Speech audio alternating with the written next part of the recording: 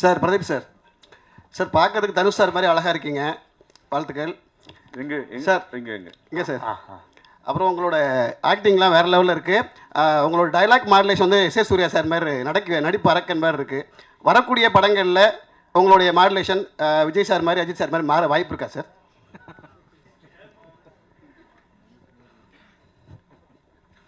மைக்கு முன்னாடி போங்க. Tyre sir, இது வந்து இந்த ஷேப் ஷிஃப்டர்ஸ்ன்னு சொல்லுவாங்க. ஆனால் தமிழில் கரெக்டான ஒரு வார்த்தை நீங்கள் கேட்குறது வந்து இப்படி மாறிக்கிட்டு இருக்குமான்ற மாதிரி. என்னென்னா இப்போது நான் டைரக்ட் பண்ணி ஆக்ட் பண்ணும்போது ஒரு விதமாக நடித்தேன். உத்தமன் பிரதீப் அப்படின்ற ஒரு கேரக்டர், கொஞ்சம் எக்ஸென்ட்ரிக்கான கேரக்டர் அப்படி இருந்துச்சு.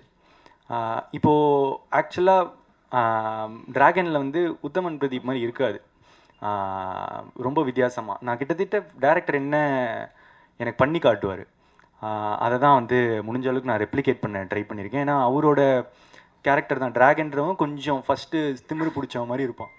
ஸோ அந்த அந்த விதமாக தான் அதை நடித்து ட்ரை பண்ணேன். ஸோ இனிமேல் வர படத்தில் அந்த டேரக்டர்ஸ் எப்படி சொல்கிறாங்களோ அந்த மாதிரி நடிக்க முயற்சி பண்ணுவேன். சார் இப்போ வந்து கேட்குறது வந்து முத்த காட்சி பற்றி சார். என்னென்னா ஃபஸ்ட்டு படத்தில் ஜெயம் ரவி சாரை வந்து நீங்கள் முத்தம் கொடுக்க விடல, செகண்ட் படத்தில் வந்து கடைசி சீனில் வந்து முத்தம் கொடுத்தீங்க. இப்போ இந்த படத்துலேருந்து 2 டீம் வந்து முத்தம் கொடுத்துட்டீங்க. அது டேரக்டர் வச்சாரா இல்லை நீங்களா ஃபிக்ஸ் பண்ணீங்களா?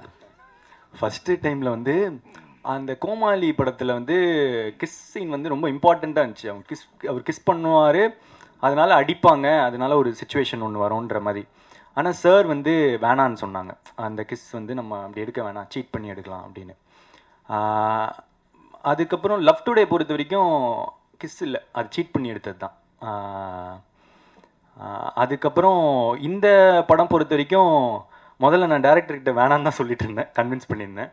ஆனால் அதுக்கப்புறம் ஹி ஃபெல்ட் அந்த கதைக்கு ஆக்சுவலாக படத்தோட கதையில் வரும் அது, அந்த மாதிரி ஒன்று ட்ரீம் பண்ணுவாங்க.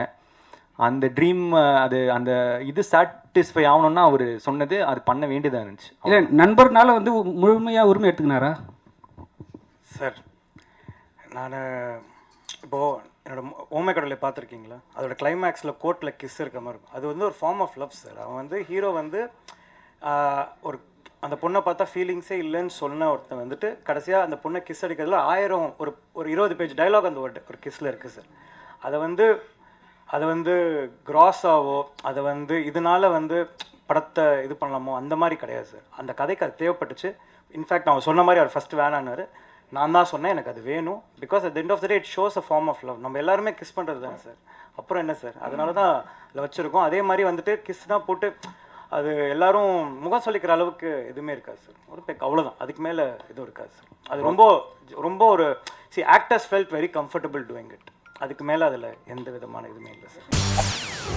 செய்திகளை உடனுக்குடன் தெரிந்து கொள்ள உடனே சப்ஸ்கிரைப் பண்ணுங்க.